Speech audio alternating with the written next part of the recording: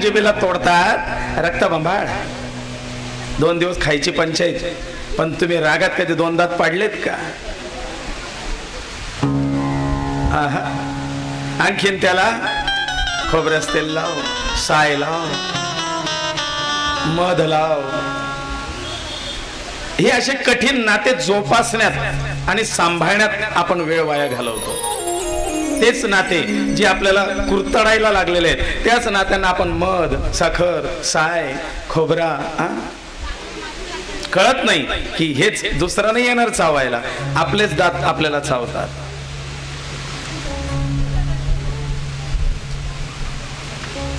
एक शायरी ऐकली होती मी.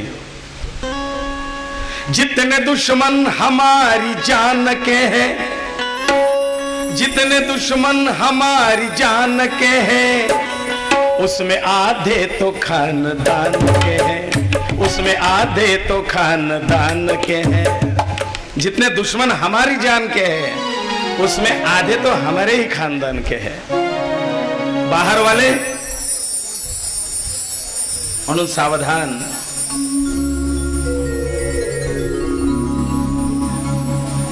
नारायण स्तुती सुमन उधळत आहेत.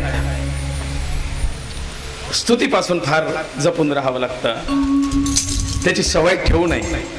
भले कडू बोलणारा असेल चालेल, गोड सेहत के लिए, मीठा हानिकारक होता है. उघड शत्रू परवडतात, पण एक छुपे शत्रू नकोय. याला शास्त्रात नाव आहे काय? कुठला शत्रू? हितशत्रू. हितशत्रू ते आपलं वाईट तर नाही करत, पण आपलं अहित चिंतन करत असतात, आपल्या मार्गात विघ्न निर्माण करत असतात. मग नारायणांना ते मधुकैटभ सांगतात, हो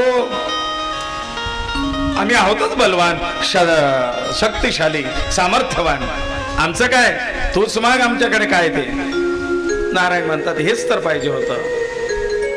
आपण देवी भागवतातही बघितलंय की तुमचा मृत्यू माझ्या हातून व्हावा, हेच द्या. फसली गंमत. मग त्यांनी पाहिलं जिकडे तिकडे पाणीच पाणी. मग म्हणले जिथे पाणी नाही अशा ठिकाणी मृत्यू येऊ दे. नारायण म्हणले तथास्तु, मान्य आहे. आणि आपलं विराट स्वरूप त्या ठिकाणी प्रकट केलंय आणि आपल्या मांडीवरती घेऊन या मधुकैटभाला आपल्या सुदर्शन चक्राने मारलेलं आहे. गोपाल कृष्ण भगवान की जय. असा हा मधुकैटभाचा वध भगवान गणेशाच्या कृपेने होतोय. ज्या ठिकाणी गंडकी नदीच्या तीरावरती भगवान महाविष्णूंनी या गणेशाचं स्तवन केलं होतं, तर त्या नदीतला म्हणजे गंडकी नदीतला एक पाषाण गणपती म्हणून ठेवला आणि त्या पाषाणाच्या गणेशाची उपासना केली होती. त्या गंडकी नदीच्या शिळेच्या बनवलेला पाषाणाचा तो गणपती, त्याची स्थापना विष्णूंच्या हातून झालेली आहे. आणि ते गणपतीचं स्थान म्हणजे सिद्धटेक, सिद्धिविनायक, पुणे. सिद्धटेकचा हा सिद्धिविनायक हाच भगवान महाविष्णूंचा त्या मधुकैटभ वधाच्या प्रसंगी स्थापन केलेला गंडकी नदीच्या पाषाणाचा म्हणजे काळ्या पाषाणाचा हा गणेश आहे. आणि अशाच प्रकारे भृगु ऋषी राजा सोमकांताला ब्रह्मा महर्षी वेदव्यासांना एक एक कथा सांगतायत. म्हणले बघ, काही वेळेला पुराणांमध्ये कथा जवळजवळ सारख्या येतात, नाव बदलतात. इथे नेमकं तसंच आहे. सुत महामुनी शौनिकादिकांना कथा सांगतात, व्यास मुनी यांना ब्रह्मदेव सांगतात आणि भृगु ऋषी राजा सोमकांताला सांगतायत. एकदा म्हणले, तुझ्यासारखाच एक राजा होता, विदर्भ नगरीचा राजा. विदर्भ म्हणजे विदर्भातले सिन्नीही, हरणखेड मलकापूरकरचे आमचे गुरुतुल्य पितृतुल्य विवेक काका जोशी आणि दिलीप काका जोशी ते पण आलेले आहेत. त्यांचं वास्तव्य खरं तर विदर्भाचं. त्यांचे वडील विदर्भात ज्योतिषाचार्य म्हणून खूप प्रसिद्ध होते. पेपरला सुद्धा त्यांचं ज्योतिषाचे लेख आणि राची भविष्य यायचं. त्यांचं सांगितलेलं भाकीत कधी खोटं ठरलं नाही असे ते ज्योतिषाचार्य वी द जोशी, दत्तात्रय जोशी है ना. हे मूळ विदर्भ. मग विदर्भ म्हणजे नेमकं काय? विदर्भाला विदर्भ हे नाव का पडलं? आता तो विदर्भ प्रांत हा स्वतंत्र आहे ना. कान्नदेश, विदर्भ, मराठवाडा आणि बागलाण, कोकण. हा मग हा विदर्भ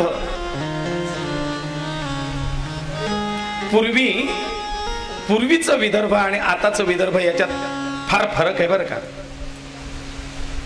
दर्भ नावाची एक वनस्पती आहे जी आपण शास्त्रात श्राद्धाच्या वेळी आणि पूजेच्या वेळी वापरली जाते.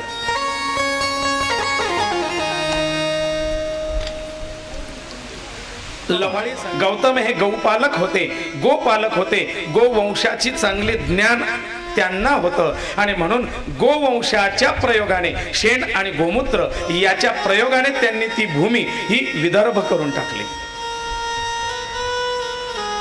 गौतमांची पत्नी नाव काय? अहिल्या. शास्त्रात तिला नाव आहे अहल्या. हल, हल म्हणजे काय? हल, नांगर. ज्या जमिनीत नांगर सुद्धा घुसत नव्हता, चालत नव्हता, ती अहिल्या.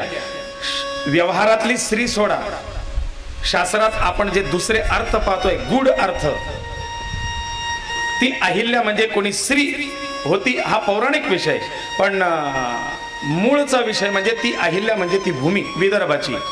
मग त्या अहिल्याच्या वडिलांना वाटलं ही माझी भूमी द्यावी कोणाला? नापीक जमीन कोण घेणार आहे हो?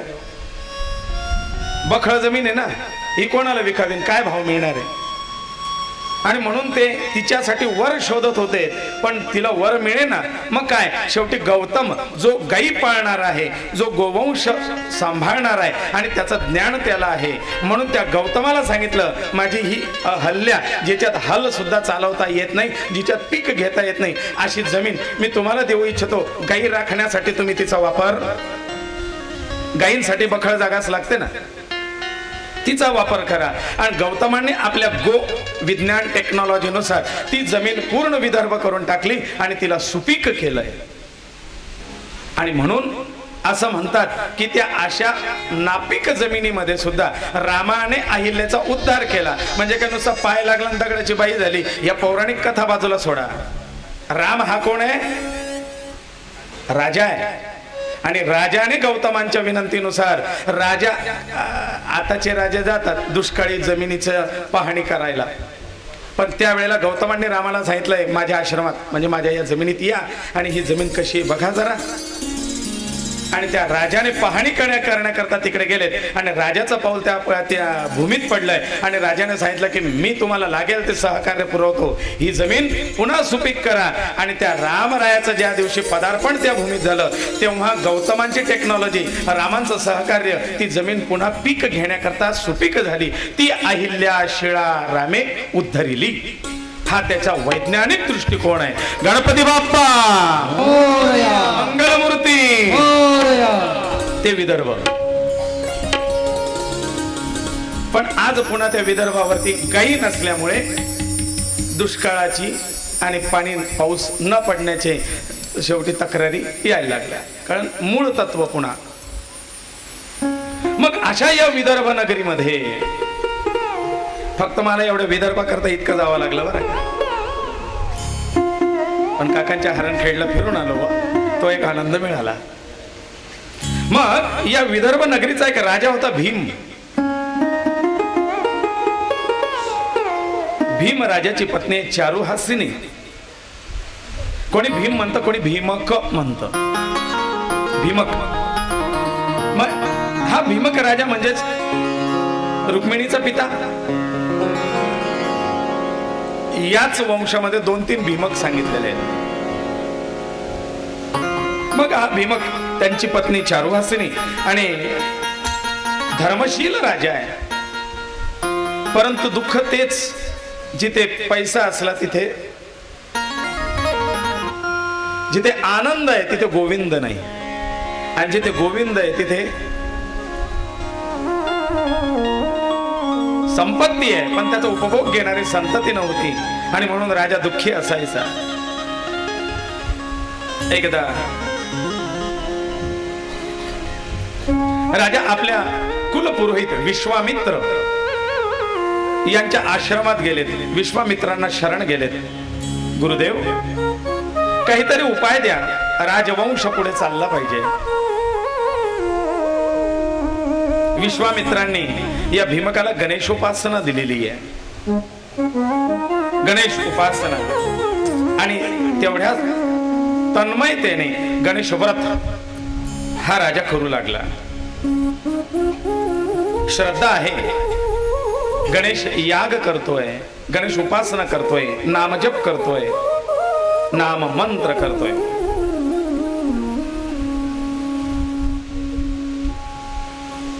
आणि या उपासनेच्या बरोबर त्या गणेशाची सेवा दोघं पती पत्नी करतायत. गरज असते त्यावेळेला सगळे बरोबर त्या देवतेला शरण येतात. मंगलमूर्ते विघ्नहरा दुरितनाशना कृपा करा.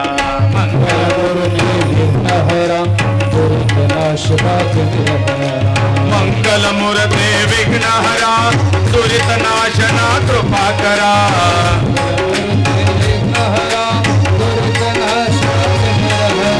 मंगलमूर्ते विघ्नहरा दुरितनाशना कृपा करा. मंगलमूर्ते विघ्नहरा दुरितनाशना कृपा करा. मंगलमूर्ते विघ्नहरा दुरितनाशना कृपा करा. मंगलमूर्ते विघ्नहरा दुरितनाशना कृपा करा.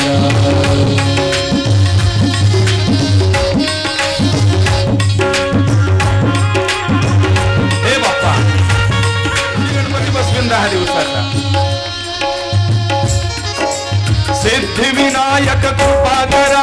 दुरितनाशना कृपा करा. सिद्धिविनायक विघ्नहरा दुरितनाशना कृपा करा. मंगलमूर्ते विघ्नहरा दुरितनाशना कृपा करा. मंगलमूर्ते विघ्नहरा दुरितनाशना कृपा करा. मंगलमूर्ते विघ्नहरा दुरितनाशना कृपा करा. मंगलमूर्ते विघ्नहरा दुरितनाशना कृपा करा.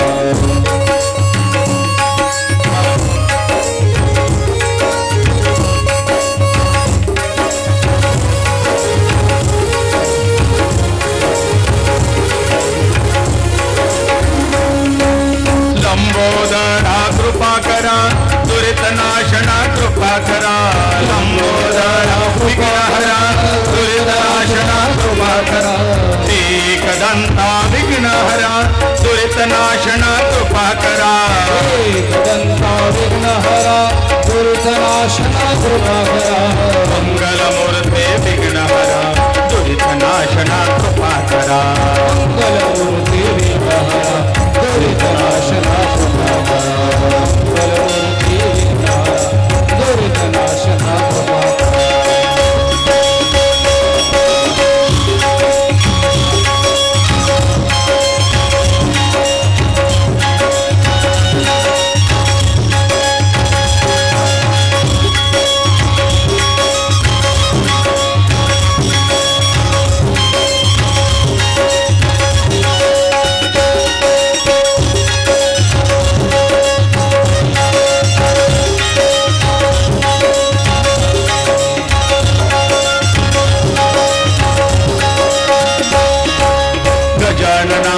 गजानना दुरितनाशना कृपा करा.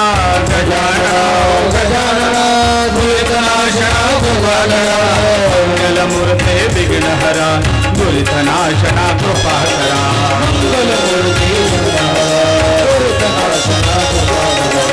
मंगलमूर्ते विघ्नहरा दुरितनाशना कृपा करा.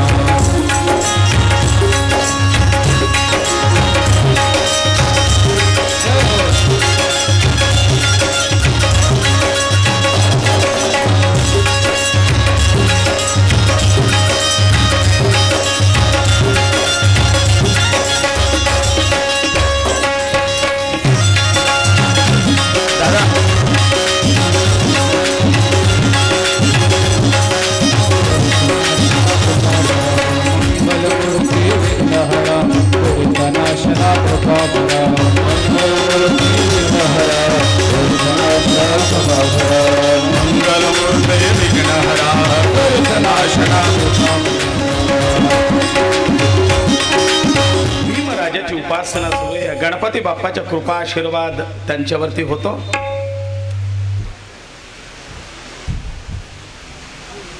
विश्वामित्रांच्या कृपा आशीर्वादाने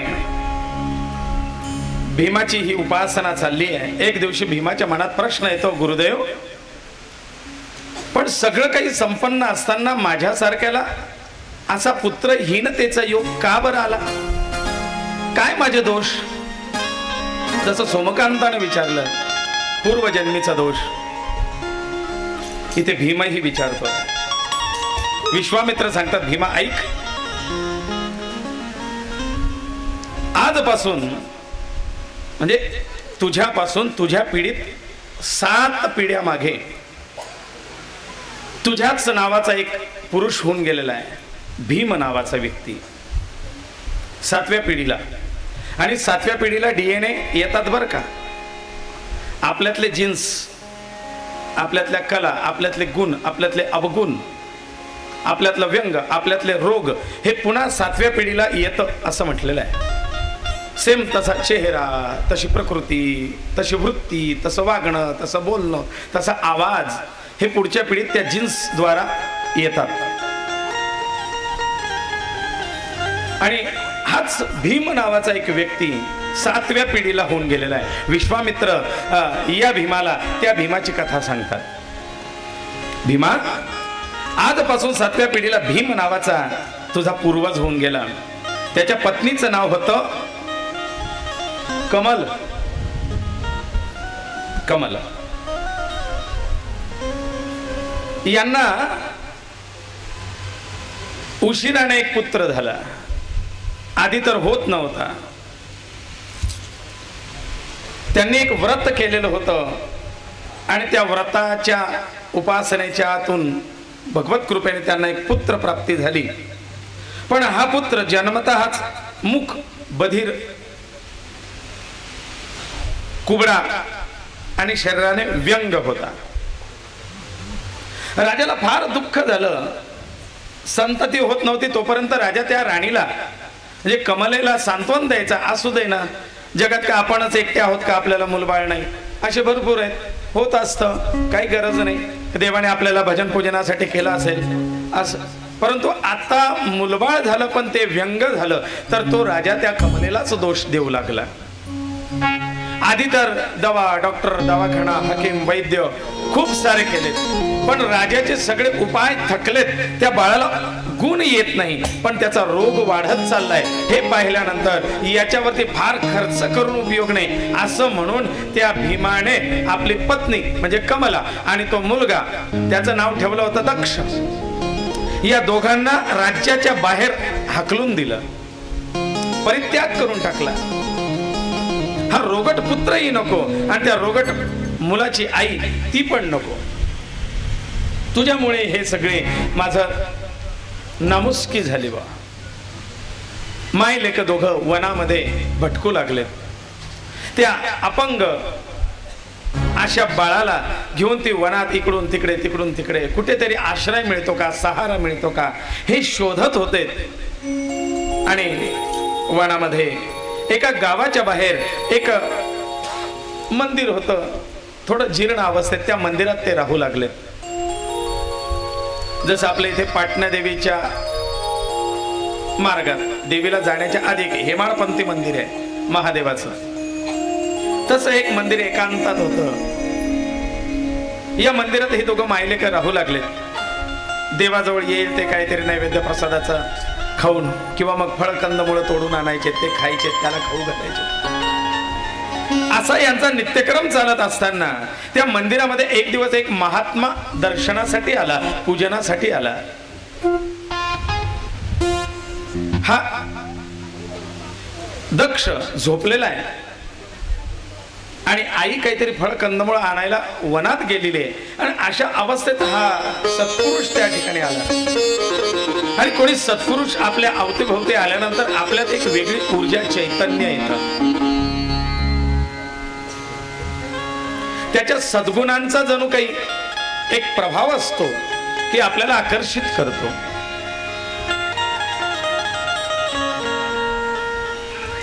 त्या सत्पुरुषाच्या अंगाचा वारा, कपड्यांची हवा त्याच्याजवळून गेल्यामुळे तो वारा याच्या अंगावरती आला, म्हणजे ती हवा लागली.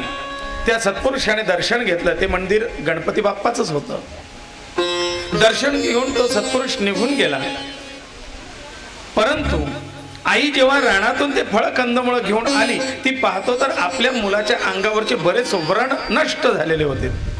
याला आंदूक आंदूक दृष्टी सुद्धा आलेली होती. बाळा, हे झालं कसं?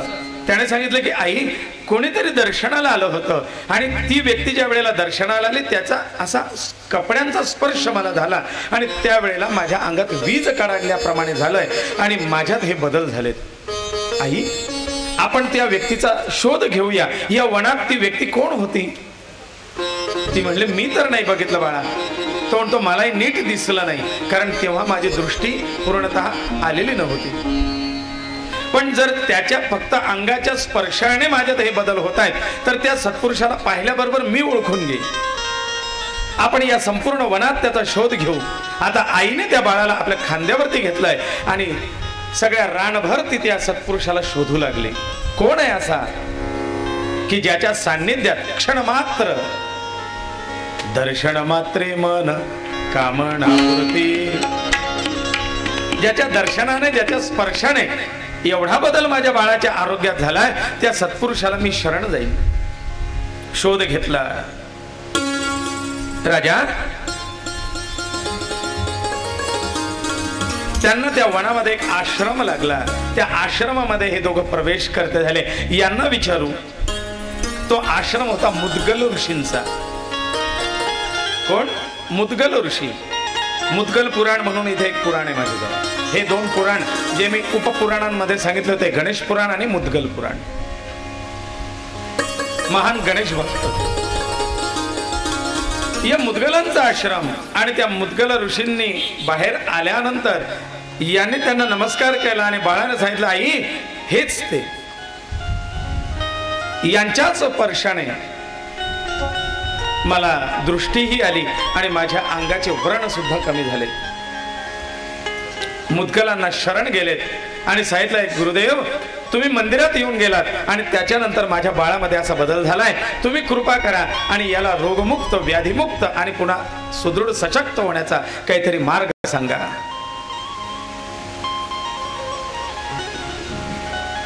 मुद्गल त्याला ओंकाराचा जप देतात.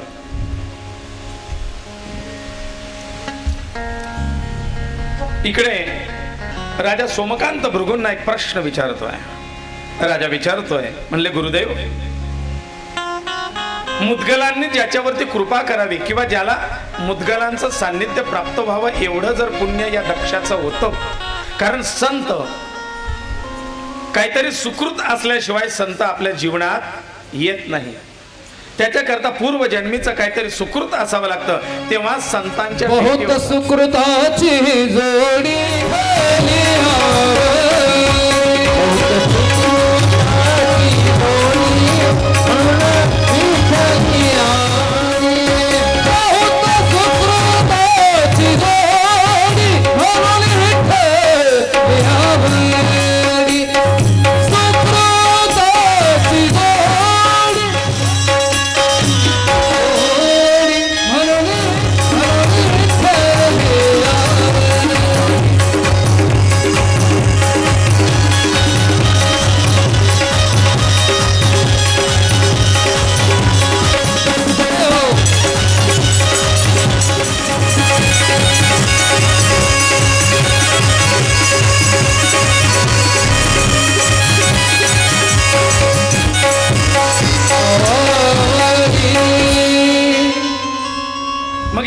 असं काय सुकृत किंवा जर एवढा हा संतांनी भेट द्यावी, मुद्गलांनी कृपा करावी, एवढं जर पुण्य त्याचं होतं, तर हा रोगट जन्मालाच कसा?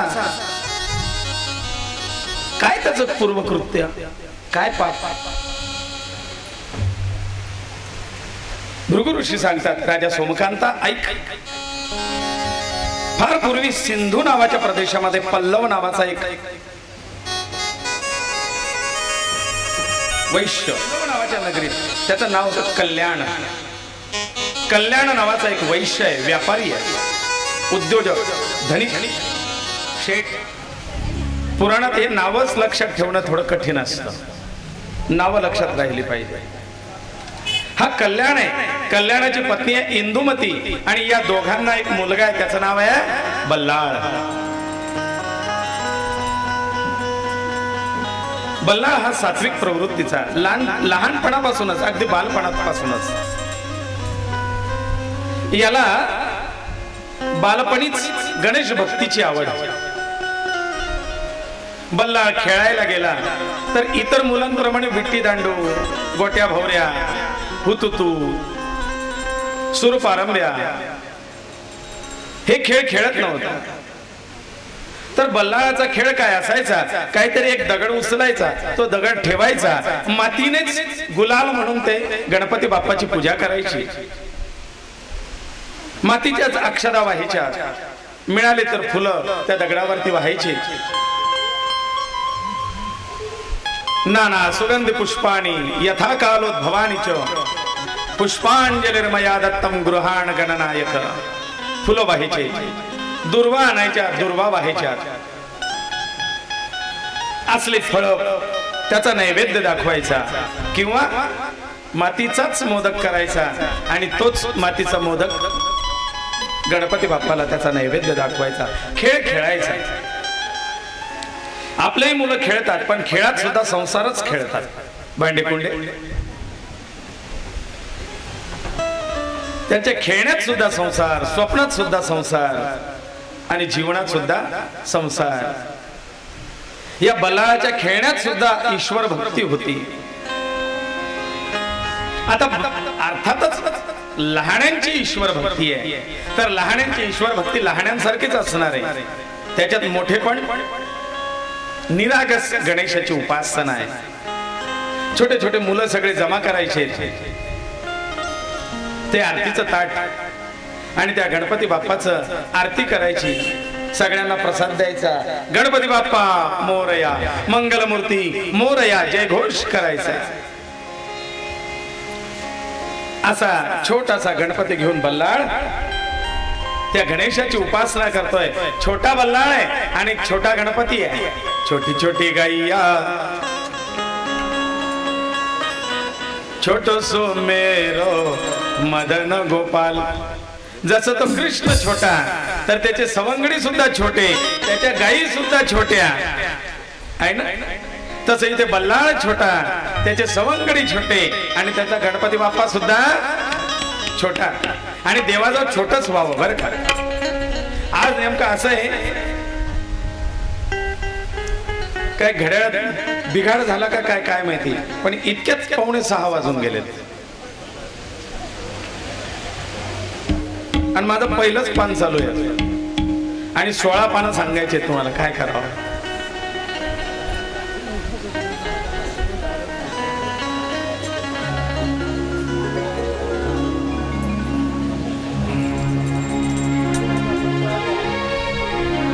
बाकी जेवण झाल्यावर म्हणे पा ऑनलाईन. मग एक प्रसंग सांगतो. देवाजवळ छोटेपणाने राहावं, देवाशी छोट बनून वागावं, त्याच्यात आनंद वेगळा आहे. मोठेपणा त्याला आवडत नाही, छोटेपणा. हीच मंडळी साक्षीदार आहे. हरणखेडकर, आमचे दिलीप काका, विवेक काका यांच्या सोबत पुण्याला एकदा कार्यक्रमाला जाण्याचा प्रसंग आला. पुण्याला कार्यक्रमाला जायचं होतं. रात्र थोडासा 7, 7:30, 8ची वेळ. पुण्याच्या अलीकडे एक गणपती आहे रांजणगावचा. रांजणगावच्या गणेशाला काकाने सांगितलं आपलीच 4 व्हीलर. म्हणले गुरुजी आपण थांबूया, अष्टविनायकाचा आहे गणपती बाप्पा आहे, दर्शन घेऊ. आरतीची वेळ आहे, आरतीला थांबू, प्रसाद घेऊ आणि मग पुढे जाऊ. उत्तम. आणि माझा आवडीचा विषयच गणपती आहे, म्हणजे आराध्य. आमच्या घरी दत्त आणि गणपती यांचे नेहमी युद्ध होत असतात. कारण ते डिपार्टमेंट दत्तांचं आणि हे डिपार्टमेंट गणपती बाप्पाचं. आणि मी ह्या गणेशाचं, गणेश पुराणाचे ज्या वेळेला माझं वाचन चालू झालं त्याच्यात नेमका मला मुद्दा सापडला की दत्तांनी पण गणपतीची उपासना केलेली. तेव्हापासून तर चिमटे घ्यायला सुरुवात केली मी. मग गुरुजी आपण गणपती मंदिरात थांबूया आणि आरतीला थांबू, प्रसाद घेऊन पुढे जाऊ. गेलो आम्ही. गणपती बाप्पाचा नमस्कार केला, प्रसाद घेतला. कोणीतरी निरोप दिला. आम्ही गणवेशात ड्रेस आणि ऑन युनिफॉर्म ते मध्ये असलं की फायदा असतो आमचा. तिथे पटकन कोणीतरी सांगितलं सगळे ब्राह्मण मंडळी दिसते, म्हणले या भोजन प्रसाद चालू आहे, बंद व्हायला येईल, जेवण करून घ्या, पटकन प्रसाद घ्या. अण्णानं म्हटलं आता घरी फोन करा तिकडे, आम्ही इकडूनच प्रसाद घेऊन येतो बा. तिकडचा स्वयंपाक कॅन्सल करून दिला. भोजन हॉलमध्ये गेलो. पाची ब्राह्मण आमचे सारथी सगळे आम्ही जेवणाला बसलो. आणि जेवणाला काय आलो? साधा भात. ते म्हणले वरण संपून गेलं, मसाले भात होता तो संपून गेला, साधा भात. मग त्याच्यावर आम्ही गणित तेल तिखट मीठ देतो, तेवढं खाऊन घ्या. आता प्रसादाला नाही म्हणू, भात खाल्ला ना तसाच भात खाल्ला. निघायची वेळ. काकान ते अंगणात पुढे गेले. काकांना म्हटलं थांबा थोडं, मला मंदिरात जायचं. म्हणजे गुरुजी दर्शन घेतलं आपण, प्रसाद घेतला. म्हटलं नाही आता तक्रारीला जायचं. त्यांना म्हटलं काय प्रकार आहे काय नाही. तेही आले मागून. त्यांना म्हटलं तुम्ही ऐका. त्याला म्हटलं बाप्पा चांगला न्याय आहे ना तुझा. एक नाही दोन नाही, आज मी 40 वर्षाचा झालो. निदान 10 वर्षापासून तरी तुझा मला कळत नव्हतं. लोकांचे बुडवलेले गणपती घरी आणून आणून बसवत होतो. नाही आईने मोदक करून दिले तर लेमन गोळ्या आसमंताराच्या गोळ्या आणून तुझा प्रसाद देत होतो. तेव्हापासून 10 दिवस तुला बसवतो. रोज वेगवेगळे नैवेद्य देतो. कधी खिरापत खाऊ घाल, कधी तुला खडीसाखर खाऊ घाल, कधी लेमनच्या गोळ्या, कधी चॉकलेट, कधी मोदक, कधी लाडू, कधी पेढा. 10 दिवसाचे वेगवेगळे नैवेद्य आमच्या घरी येऊन शेपालतो. आणि तुझ्या घरी आल्यावर असा भात खाऊ घालतो. तू यंदा आमच्या घरी ये, तुला नाही रोज कोरडा भात दिला तर काय म्हणतो.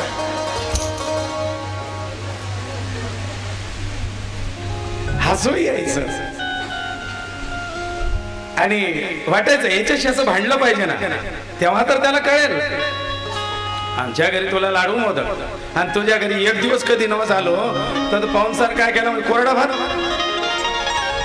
हा नाही तुझं चांगलं नाही. तो प्रसंग आमच्या आठवणीत राहून गेला.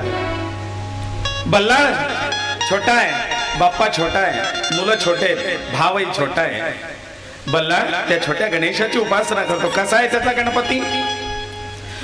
गोरा गोरा पण सुपासारखे कान, गोरा गोरा पण सुपासारखे कान, गणपती आमचा दिसतो छान, गणपती आमचा दिसतो छान.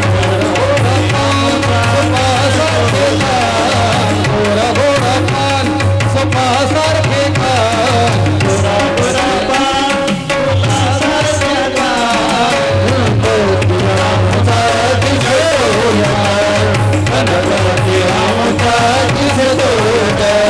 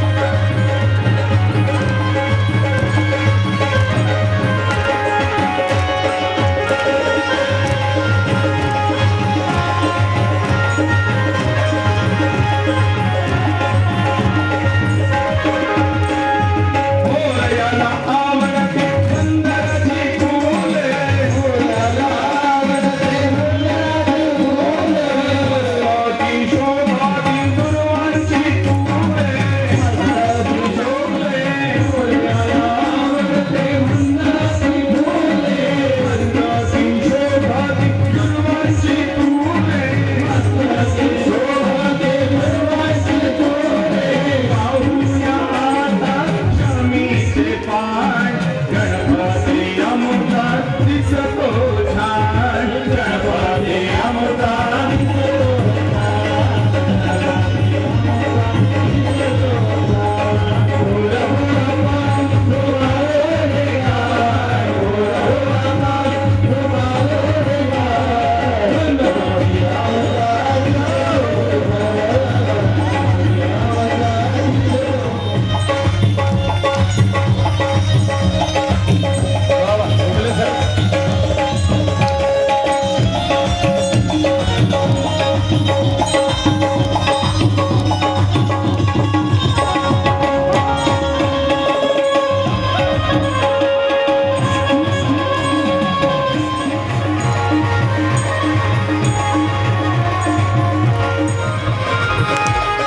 गणपतीला जेवायला पेढे लाडू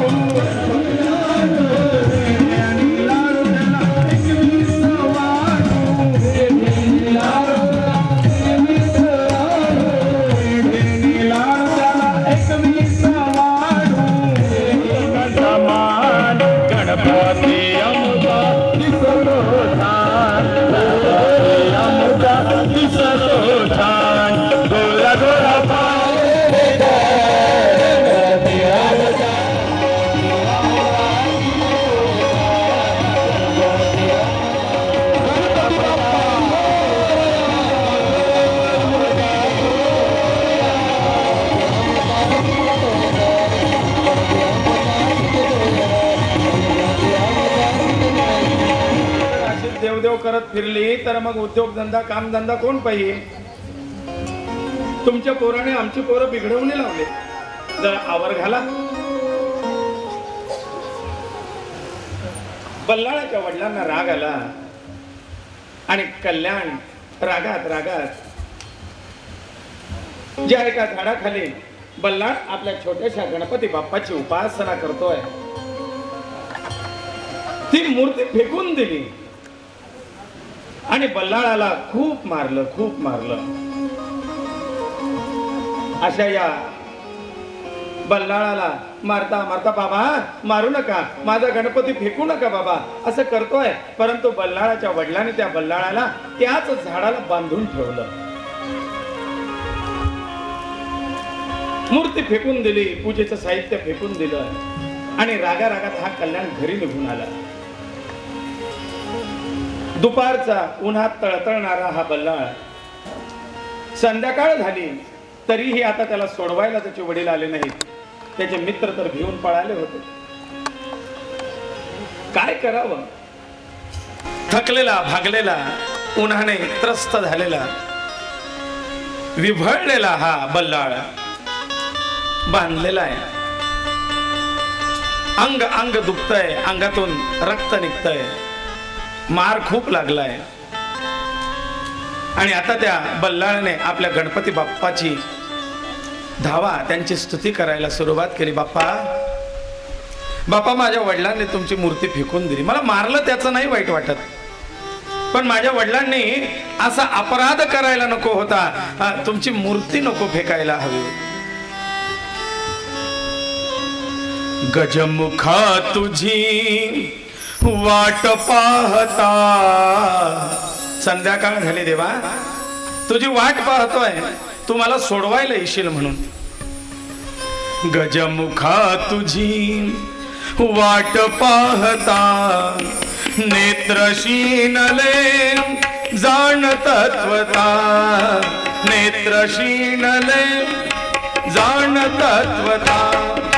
भेटसी कधी भ्रम निवारणा, भेटसी कधी भ्रम निवारणा. हे दयानिधे श्री गजानना, हे दयानिधे गौरी नंदना. कधी भेटशील तुम्हाला? माझे नेत्र थकले तुला वाट पाहून. नाशिवंत रे सर्व संपदा, नाशिवंत रे सर्व संपदा. हे नको मला पावा एकदा, हे नको दयानिधे श्री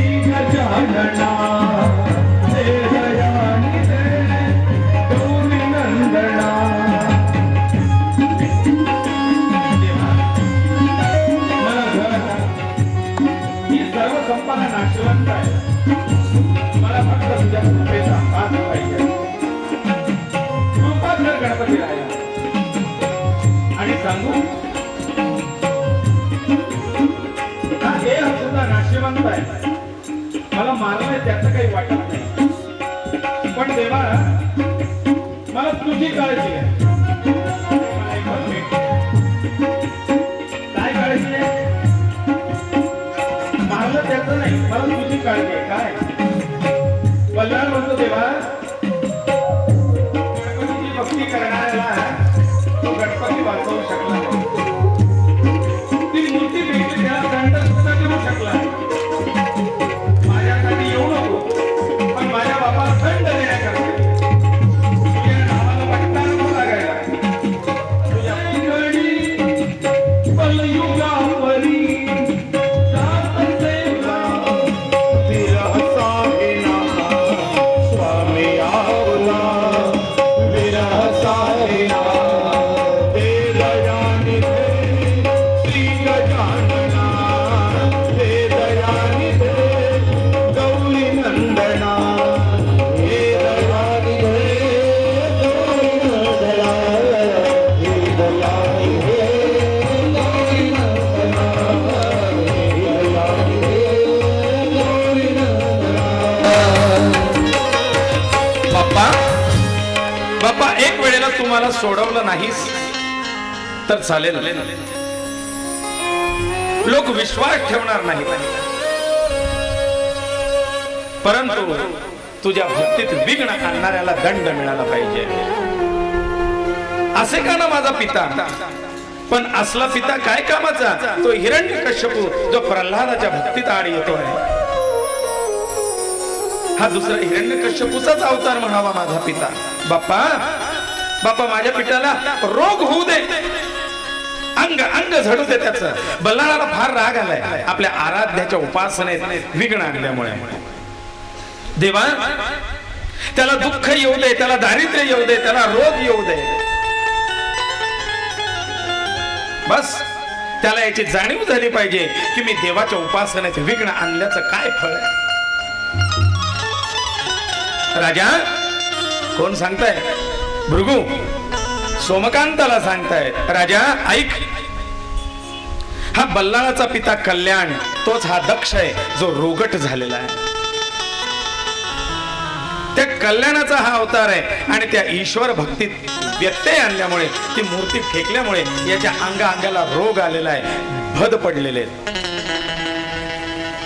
हा ते पाप भोगतोय आणि त्याची त्या जन्मातली पत्नी बल्लाळाची आई या जन्मी त्याची आई झाली आहे. ती आई त्याला खांद्यावर घेऊन फिरते ना पाठगोळी, ती आई पूर्वजन्मी म्हणजे त्या वेळेची त्याची पत्नी होती. ती आपल्या मुलाप्रमाणे म्हणजे त्या जन्मीच्या पित्याला या जन्मी मुलाप्रमाणे सांभाळते. हे दुःख तिच्याही वाट्याला आलेलं आहे, कारण पतीचं पाप हे तिलाही भोगावं लागत आहे. मग याच्यावरती म्हणले हो, त्यावेळेला आई त्या ठिकाणी आली, बल्लाळाला सोडवलं आणि बल्लाळाला सोडून क्षमा याचना करते. बाळा बाळा तुला फार त्रास झाला, पण तो बाळ म्हणतो आई जाऊ दे, त्रास तर त्याला होणार आहे माझ्या पित्याला. ती म्हणली अरे बाळा कितीही असलं तरी तो तिचा पिता आहे असं बोलू नये. आई ज्या वेळेला तो माझा पिता या गणपतीच्या चरणी लागेल त्याच वेळेला त्याला या शापातून मुक्ती मिळेल, अन्यथा हा दरदरून निघालेला शाप, ती वाणी, ते दुःख, तो तळतळा हा त्याला भोगावाच लागेल. माझा नाही पण गणपतीचा हा शाप भोगावा लागेल. आणि म्हणून या जन्मात या दक्षाला गणेश उपासना हीच याच्यातून तारून नेणारी आहे. आणि तो मुदगल म्हणजे ते मुदगल ऋषी हा महान भगवत भक्त गणेश भक्त होता आणि म्हणून गणेश भक्ताच्या त्या वाऱ्याने, त्या कृपेने त्याचे अर्ध दुःख कमी झाले आणि आता तो बरोबर त्या मुदगल ऋषींच्या आश्रमात पोहोचलाय, म्हणजे तो दुःख मुक्त होणार आहे. मुखम करोति वाचालम पंगुम लंघयते गिरिं यत्कृपातमहं वंदे परमानंद माधवम. ज्या व्यक्तीवरती ज्याच्यावरती त्या परमानंदाची त्या परमेश्वराची कृपा होते तो मुका असला तरी वेद बोलू लागतो, तो पांगळा असला तरी गिरीवर चढू लागतो. ज्या पर कृपा प्रभु की होय तापर कृपा करे हर कोय. ज्याच्यावरती भगवंताचीच कृपा झाली त्याच्यावर सगळे कृपा करतात, पण ज्याच्यावरती प्रभूची कृपा झाली की त्याचा घात करतात. आणि म्हणून इतरांच्या नादी लागू नका, त्या परमेश्वराच्या चरणी श्रद्धा ठेवा, सगळे तुम्हाला सहाय्य करतील. पण जर परमेश्वराची कृपा झाली तर कोणीही तुम्हाला वाचवू शकत नाही. ज्या पर कृपा प्रभु की होय तापर कृपा करे हर कोय. आणि आता इथे भगवंताची कृपा त्याच्यावरती झाली तर आता या दक्षाचा मार्ग सुलभ व्हायला लागलाय. काय तर या मुद्गल ऋषींनी या दक्षाकडनं गणेश उपासना करून घेतली आहे आणि त्या गणेश उपासनेने दक्षाला चांगलं आरोग्य प्राप्त झालं. हा सुदृढ झाला, हळूहळू आरोग्य संपन्न झालाय. पण आता त्याच आश्रमात राहून तो गणेशाची उपासना करू लागला. पण बघा ज्या वेळेला परमेश्वराचा कृपेचा वर्षाव व्हायला लागतो तो छप्पर फाडके हा ज्या नगरीत हे गणेश मंदिर होतं त्या नगरीचा राजा अचानक मृत्यू पावला आणि त्या राजाला संतती मुलबाळ नव्हतं. त्याच्यामुळे आता पर्यायी राजा बसवायचा कोण. म्हणून मग त्या राजाच्या प्रधानाने एकमताने निर्णय घेतला की आपल्या नगरीत म्हणजे आपल्या राजाची जी हत्ती आहे त्या हत्तीच्या सोंडेमध्ये माळ द्या आणि हत्ती ज्याच्या गळ्यात ही माळ घालेल त्याला राजा बिनविरोध. आणि या हत्तीने सबंध नगर शोधून काढलं, त्याला योग्य कोणी मिळाला नाही आणि तो हत्ती फिरत फिरत या वनात या गणेश मंदिरात आलाय आणि या दक्षाला तिथे पूजा करताना पाहिलंय आणि त्या दक्षाच्या गळ्यात ती माला टाकली आणि त्या दिवसापासून हा दक्ष त्या नगरीचा राजा म्हणून घोषित झाला. गणपती बाप्पा मंगलमूर्ती.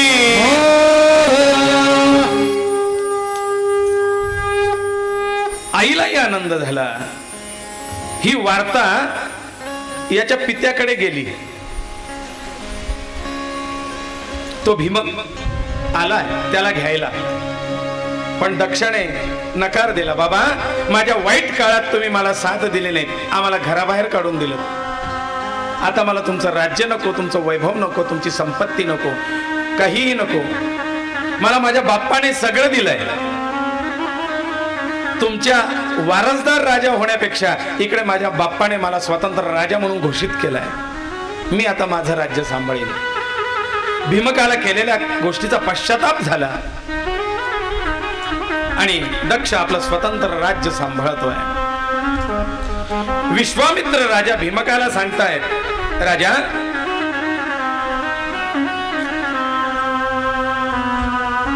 इकडे कथा येते का लक्षात. भीमक राजा याला पहिल्या भीमाची कथा सांगितली म्हणून नावात एका दिवस गोंधळ होईल बरं तुमच्या. या भीमाला त्याच्या 7 पिढ्यांच्या मागे असणारा म्हणजे पहिला बाजीराव, दुसरा बाजीराव असे जे नावं होतेत ना आपल्या इतिहासात पण येतात है ना, तसं हा पहिला भीमक आणि हा दुसरा भीमक या दोघांच्या कथा चालल्या त्याच्यामुळे एखादा गोंधळ होऊ शकतो. पहिल्या भीमाने विचारलं होतं की मी असा निपुत्रिक कसा. मग त्याला त्या भीमकाची मागच्या भीमकाची कथा सांगतायत की त्याला हा रोगट पोरगा झाला होता. आता या भीमकाला संततीसाठी उपाय देतात विश्वामित्र. तो भीमक गेला मुद्गलांना शरण, हा भीमक गेलाय विश्वामित्रांना शरण. त्याला संतती प्राप्तीसाठी गणेश उपासना दिली आहे विश्वामित्रांनी. आणि लक्षात ठेवा आमच्या जीवनातला अनुभव आहे माझ्या गुरूंचा. मी ज्या पाठशाळेत शिकायला होतो त्यांना सुद्धा संतती नव्हती. आणि मग त्यांनी संकल्प केला, आमच्या पाठशाळेमध्ये नवग्रह मंदिर आहे, तिथे गणपती मंदिर पण आहे, आणि त्या ठिकाणी संकल्प केला की मी गणपतीला रोज दुर्वार्चन करीन आणि दर चतुर्थीला पद्मालयाची फेरी घालीन आणि 3 लाख दुर्वा अर्पणाचा त्यांनी संकल्प केला. आम्ही सगळे विद्यार्थी रोज बागेतून दुर्वा निवडून निवडून चढाओढ लागायची. आज मी 11 जोड्या केल्या, तो म्हणतो आज मी 5 जोड्या केल्या. अभ्यास करून वेळ मिळेल त्या कालावधीमध्ये जोड्या तयार करून द्यायच्यात आणि गुरुजी आले की गुरु सेवा आपण करायची. गुरु गणेश सेवा करतायत. पण त्यांनी फक्त विद्यार्थ्यांच्याच जोडीला म्हणजे जोरावर नाही, ते स्वतः बागेत बसून रोज दुर्वा निवरायचे आणि रोजच्या दुर्वार्चन हे व्हायचं आहे. 3 लक्ष दुर्वार्पण झालं आणि त्यांना एक नाही 2 मुलं झाले. एकाचं नाव ठेवलं प्रथमेश आणि दुसऱ्याचं नाव ठेवलं प्रणव ओंकार. अशी 2 मुलं झालेत. हा अनुभव आहे. गणपती बाप्पाला दुर्वार्चन कमीत कमी लक्ष दुर्वार्चन करावं. संततीत येणाऱ्या अडचणी, संततीत येणारे बाधा दूर होतात. फक्त निष्ठेने श्रद्धेने करावं. ओम गंग गणपताय नमः, श्री गजानन जय गजानन, कुठलाही असो श्री गणेशाय नमः म्हणून जरी वाहिली तरी चालेल. 3 लक्ष, कमीत कमी 1 लक्ष दुर्वार्पण. इकडे राजाला